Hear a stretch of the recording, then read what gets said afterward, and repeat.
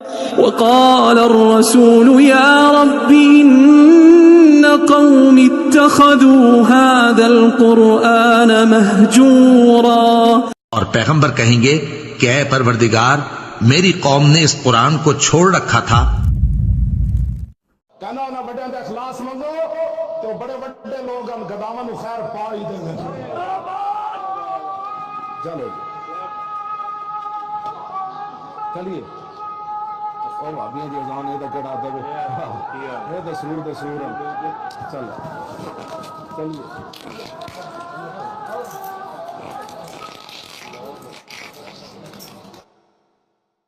تو اب میرا ایک معصومانہ سوال ہے، اگر یہود و نصارہ کی بچیوں کے ساتھ نکاح ہو سکتا ہے تو سنی کا شیعہ کی بچی کے ساتھ اور شیعہ کا سنی کی بچی کے ساتھ کیوں نہیں ہو سکتا؟ تو یا پھر مان لیں اعلیٰ حضرت کی طرح کہ یہود و نصارہ سے بھی بدتر ہے۔ ہاں جی، اعلیٰ حضرت نے لکھا ہے، احکام شریعت ان کی اپنی کتاب ہے، اس میں انہوں نے لکھا ہے کہ وہابیہ، اور پھر لکھا وہابیہ دیوبندیہ، وہابیہ غیر مقلد، یعنی اہل حدیث اور دیوبند، اور پھر ساتھ لکھا قادیانی کافروں کو بھی بیچ میں شامل کیا، اور لکھا روافظ، ان سب کا نام لکھ کے انہوں نے کہا یہ سب کے سب جو لوگ ہیں یہ مرتد ہیں۔ مرتد کا مطلب ہے اسلام چھوڑ گئے اور واجب القتل، اور یہ 1,00,000 دفعہ بھی اللہ کا نام لیں تو ذبیحہ مردار ہی رہے گا۔ البتہ یہود و نصارہ اگر اللہ کا نام لے کر کریں تو وہ حلال ہوگا، یہ حرام رہے گا۔ 1,00,000 دفعہ بھی نام لیں تو کس کا؟ دیوبندی، اہل حدیث، شیعہ، ان سب کا، اور قادیانی کافروں کو بھی بیچ میں ڈال دیا۔ انہوں نے قادیانیوں کے کھاتے میں ڈالا ہے ان کو، کہا کہ یہ 1,00,000 دفعہ بھی نام لیں تو ذبیحہ حرام رہے گا، البتہ یہود و نصارہ اگر کریں تو حلال ہوگا۔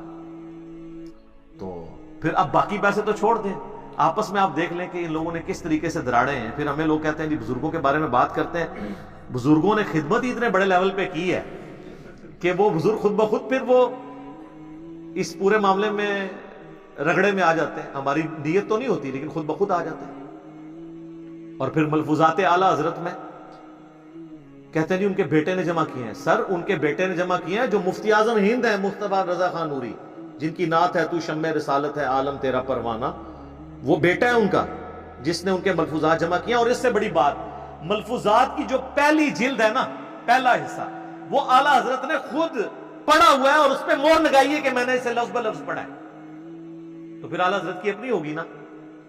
اور پہلی جلد کے اندر ہی پہلا حصہ جو اعلیٰ حضرت نے خود پڑھا ہے، اس میں ان سے سوال ہوا ہے کہ اگر وہابی جماعت کروا رہے ہوں تو نماز ان کے پیچھے پڑھیں یا الگ؟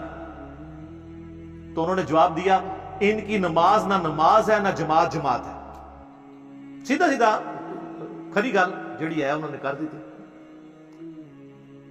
اور وہابی اعلیٰ حضرت دیوبند اور اہل حدیث دونوں کو کہتے ہیں، وہ میں آپ کو پہلے بتا چکا ہوں احکام شریعت میں سے۔ پھر وہ کہتے ہیں کہ وہابیہ کی مسجد میں نماز پڑھ سکتے ہیں دیوبند اور اہل حدیث کے؟ تو انہوں نے کہا، جواب دیا کفار کی مساجد مثل گھر کے ہیں۔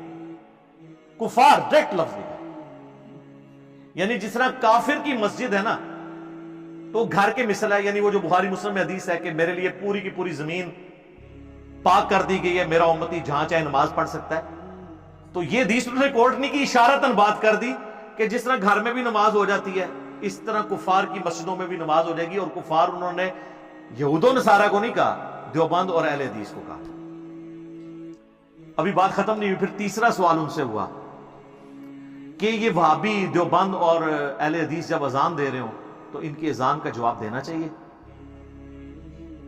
تو انہوں نے کہا کہ ان کی نہ اذان ہے نہ نماز ہے، اور پھر کہا ان کی اذان بھی ان کی نماز اور جماعت کی طرح باطل ہے۔ بڑے وہ صحیح بات ہی انہوں نے کی، جب میں ان کی نماز ہی کہہ رہا ہوں نہیں ہوتی ہے تو اذان کی تو باطل ہے۔ البتہ جب اذان میں اللہ اور اس کے محبوب صلی اللہ علیہ وآلہ وسلم کے مبارک نام آئے تو آپ عز و جل یا جل جلالہ یا صلی اللہ علیہ وآلہ وسلم کہہ سکتے ہیں، باقی نہ ان کی اذان ہے نہ نماز ہے نہ جماعت ہے، بات ہی ختم کر دی۔ یہ ہے بزرگان دین کی خدمات۔ جب ہم ہائی لائٹ کرتے ہیں تو کہتے ہیں نہیں ہم سب ایک ہیں، کوئی مسئلہ نہیں ہے۔ تو انجینئر صاحب ویسے اختلافات، سر ایک ہے تو پھر بتائیں کہ ہمارے بزرگوں نے جو کام ڈالا ہے یہ کام ان لوگوں نے ڈالا تھا. ہم ان سے لانے برات کرتے ہیں, پھر ہم یہاں تک نہیں دیں گے, پھر ہم اگلی بات کریں گے کہ جنہوں نے کام ڈالا تھا اور لوگوں کو کافر کہا تھا, تو اب وہ جن کو کہا وہ تو نہیں تھے, تو پھر کافر کون ہوا؟ کہنے والا. تو یہ کون کہے گا کہ ہمارے بڑے بزرگ جو ہیں وہ کافر ہیں؟ تو ہر صورت میں پھنسیں گے. اور یہ میں بار بار اس لیے باتیں ہائی لائٹ کرتا ہوں تاکہ آپ کو پتہ چلے کہ وہ جو ہمارے پچھلے دنوں ہمارے ایک بابا جی جو فوت ہو گئے ہیں, اللہ تعالیٰ ان کی غلطیوں سے درگزر کرے, تو وہ انہوں نے مرنے سے کچھ عرصہ پہلے ہی 9 نومبر 2020 کو انہوں نے بادشاہی مسجد جو دیوبندیوں کے پاس ہے اس کے باہر مزار اقبال کے اوپر تقریر کرتے ہوئے جب مغرب کی اذانیں شروع ہوئیں تو انہوں نے کہا چلو جی اٹھو جی, انہیں دی کیڑی گل ہے, یہ تو سورہ دے سور نے, یعنی ان کی اذان تو اذان ہے ہی نہیں ہے. تو وہ کہتے ہیں ڈبنگ ہو گئی یہ تو اعلیٰ حضرت کی تو اپنی کتاب میں لکھا ہوا ہے جو انہوں نے لفظ بہ لفظ پڑھی ہے, تو اعلیٰ حضرت تو ان سے بڑی ہستی ہیں, انہوں نے تو اس سے بڑی بات کر دی ہے. کہنا انہاں بڑے دے اخلاص منگو تو بڑے بڑے لوگ ہم گداواں نو خیر پا ہی دیں گے. چلو چلیے او بھابیاں دی اذان اے تے کڑا دے اے تے سور چلو چلیے.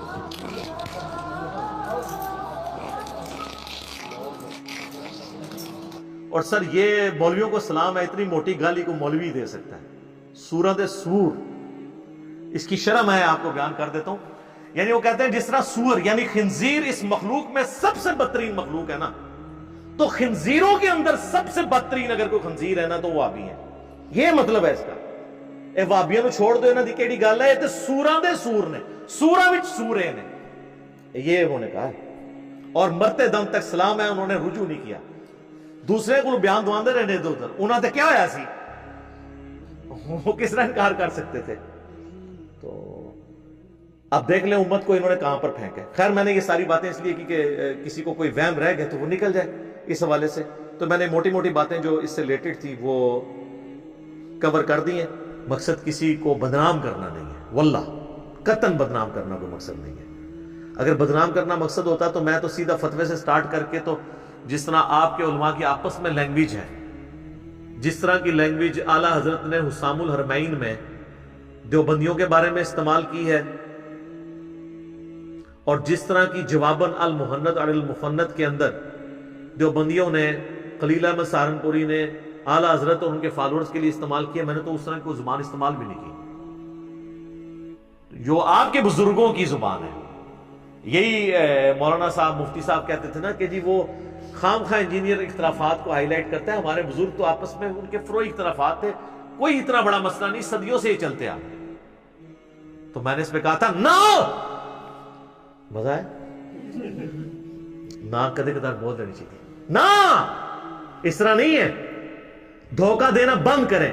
پرانے بزرگ آپس میں شیر و شکر نہیں تھے, شیر و شکار تھے. اور عرض کیا ہے پھر سے, اب لوگوں کو تو سن بھی یاد ہو گیا. ہاں جی, 1905 میں اعلیٰ حضرت امام رضا بریلوی صاحب نے کتاب لکھی حسام الحرمین, حرمین کی تلوار, اور انہوں نے کسی غیر مسلم پہ نہیں چلائی ہے, دیوبندیوں کے اوپر. اس میں انہوں نے 4 علماء دیوبند اور 5ویں غلام احمد قادیانی دجال کے اوپر کفر کا فتویٰ لگایا, اور بات کو کنکلوڈ کرتے ہوئے انہوں نے لکھا کہ یہ تمام علماء اور ان کے ماننے والے اور ان کے کفر میں شک کرنے والے بھی کافر ہیں, اس پہ اجماع ہے, یہ بالاجماع مرتد ہے. یعنی بریلوی یعنی اگر دیوبندیوں کے بارے میں بات کر رہے ہیں کہ جی اپنے بزرگوں کے بارے میں شک کرنے والے, ان کو تو یقین ہے کہ بزرگوں نے کچھ نہیں کیا, تو کروڑوں دیوبندیوں کو فارغ کر دیا حمزہ بریلوی صاحب نے. شیر و شکار, یہاں پہ یہ شیر تھے اور شکار تھے دیوبندی. اس کے جواب میں دیوبندیوں نے کتاب لکھی المحند علی المفند. کہتے ہیں ہمارے بزرگوں کی تو زبان بڑی میٹھی ہوتی تھی. المحند, ہند کی تلوار, علی المفند, ایک پاگل سٹھیائے ہوئے بابے پر. کسے کہا؟ احمد بریلوی صاحب. کروڑوں بزرگوں کے امام. یہ کہتے ہیں بزرگوں کا ادب نہیں کرتے, آپ دوسروں کے بزرگوں کا ادب نہیں کرتے ہیں. المفند کہہ کے انہیں پکارتے ہیں. اس میں لکھا کہ احمد بریلوی اور ان کی جماعت ایک شیطانی لشکر ہے جو علماء دیوبند رضی اللہ عنہم پر حملہ آور ہو گیا. 14ویں صدی کے علماء کو رضی اللہ عنہم, جیسا کہ شیاطین حملہ آور ہوتے تھے انبیاء پر. دیکھو کڈی کڈی نسبتاں ملاندے نے. اور یہ صرف ان کا آپس کا مسئلہ نہیں ہے. المحند میں انہوں نے آگے چل کر اہل حدیث کے بارے میں لکھا ہے کہ یہ وہابی جو ہیں محمد بن وہاب صاحب اور ان کے فالورز، یہ خوارج کی ایک جماعت ہے۔ آج ویسے یہ سعودیہ سے ریال کھانے کے چکر میں ایک پلیٹ فارم پہ آئے ہوئے ہیں، ادروائز ان کے بزرگوں نے المحنت سے بھی بہت پہلے، المحنت میں تو انہوں نے ریفرنس کوٹ کیا فتاوی شامی رد المختار کا، کہ ابن عابدین شامی نے ان کو ڈکلیئر کیا کہ خوارج کی ایک جماعت ہے۔ تو خارجی کہتے ہیں، اہل حدیث کو بھی خارجی، بریلویوں کو بھی فارغ، سب ایک دوسرے کو فارغ۔ اور لوگ کہتے ہیں کہ انجینئر آ کے اختلافات کو بھڑکاتا ہے۔ سر میں نے کہاں سے بھڑکایا؟ یہ تو سب کچھ آپ کے بزرگ کر کے کیے ہیں۔ پھر کہتے ہیں گندی مکھی ہے گند پہ بیٹھتی ہے۔ ہاں مجھے انہوں نے کہا گندی مکھی ہے اور مکھی گند پہ بیٹھتی ہے، میں تیار ہوں جناب، بس صرف یہ بھی سال بتا دیں یہ گند پھیلایا کس نے تھا۔ آپ پورا جملہ کریں کہ انجینئر صاحب وہ گندی مکھی ہیں جو ہمارے بزرگ جن کو ہم رضی اللہ عنہم کہتے ہیں ان کے گند کو صاف کر رہی ہے۔ تو میں گندی مکھی بننے کے لیے تیار ہوں کہ گند آپ کے بزرگوں کا تھا۔ تو جب آپ کے بزرگوں کا گند میں صاف کر رہا ہوں تو پھر بزرگ کسے ماننا چاہیے؟ جو گند کر کے گیا ہے یا جو صفائی کر رہا ہے؟ مجدد نہ مانیے گا مجھے، نہ یہ کام نہیں کرنا۔ تو ہم یہ چیزیں ہائی لائٹ اس لیے کرتے ہیں کہ جب تک بابوں سے دستبردار نہیں ہوتے نا اور کتابوں کے ساتھ نہیں جوڑتے، اور صرف ان بابوں سے جڑیں جو کتابوں کو حق مانتے ہوں، جن کتابوں کی بنیاد پہ انہوں نے عزت اویل کی تھی۔ کہتے ہیں یہ بزرگ 1400 سال میں اور کسی کو دین سمجھ نہیں آیا۔ یہ کب ہم نے کہا ہے؟ ہم نے کہا 1400 سال سے جو دین آپ بتا رہے تھے نا کتابوں میں، وہ جو آپ کو کتابیں دیتے رہے نا وہ خود بھی اس پہ عمل نہیں کرتے تھے۔ کہتے ہیں بزرگوں کی نسبت سے کتابیں آپ تک پہنچی ہیں، تو ان کے بزرگوں میں چٹیے تو سب تو پہلے تو میں پرنٹنگ پریس والوں کو چاٹوں گا نا، جن ان کی پرنٹنگ پریس پہ یہ قرآن اور بخاری مسلم چھپے ہوئے، وہ تو ہیں غیر مسلم گورے۔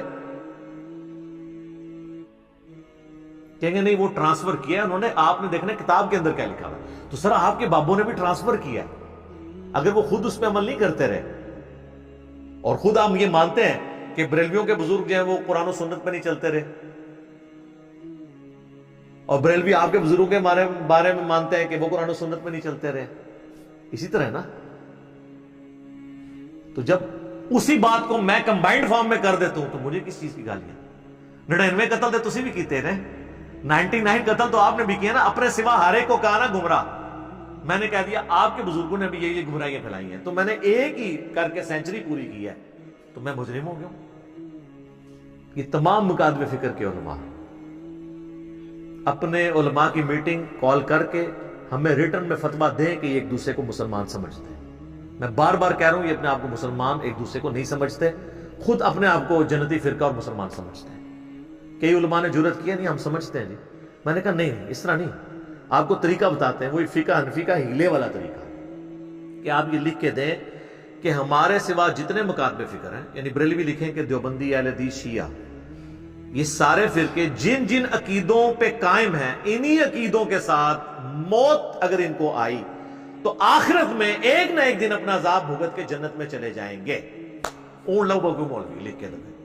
اور میرے پاس ایک دیوبندی مفتی صاحب آئے جو ویڈیو سن کے انورٹڈ قوم میں گمراہ ہو چکے ہیں، مجھے کہنے لگے کہ علی بھائی میں مسلمان تو لکھوا دوں گا لیکن یہ دوسری شرط جو ہے نا آپ کی، میں نے کہا اسی سے تو پکڑا جاتا ہے، ویسے تو سارے کہہ دیں گے مسلمان، وہ تو جماعت المسلمین والے بھی آپ کو لکھ دیں گے مسلمان، ہاں لیکن کہ مسلم کہیں گے نہیں آپ مسلم نہیں ہیں مسلمان ہیں، چونکہ وہ مسلمان لفظ کو نہیں صحیح سمجھتے تو کہتے ہیں ہاں مسلمان ہیں، کہیں مسلم کہتے ہیں نہیں آپ مسلم نہیں ہیں، تو وہ کافر کے ایکویلنٹ انہوں نے مسلمان لفظ رکھا ہوا۔ تو اس قسم کا یہ بھی کرتا، تو ان کے جو خوشنما چہروں کے اوپر ایک میک اپ ہوا تھا نا خوشنمائی والا، گرم تولیہ پھیر کے میں نے اتار دیا کہ یہ کوئی ایک دوسرے کو مسلمان نہیں سمجھتے، اور اگر یہ آج سمجھنا شروع ہو گیا تو پہلے یہ پھر ڈکلیئر کریں کہ حسام الحرمین اور المحند اور المفند کے اندر ہمارے بزرگ جو ایک دوسرے کو لکھ کے گئے ہیں نا ان پہ کیا فتوے لگتے ہیں، بس اس سے زیادہ مجھے اس پہ کو کہنے کی ضرورت نہیں ہے۔ ٹھیک ہوگا جی؟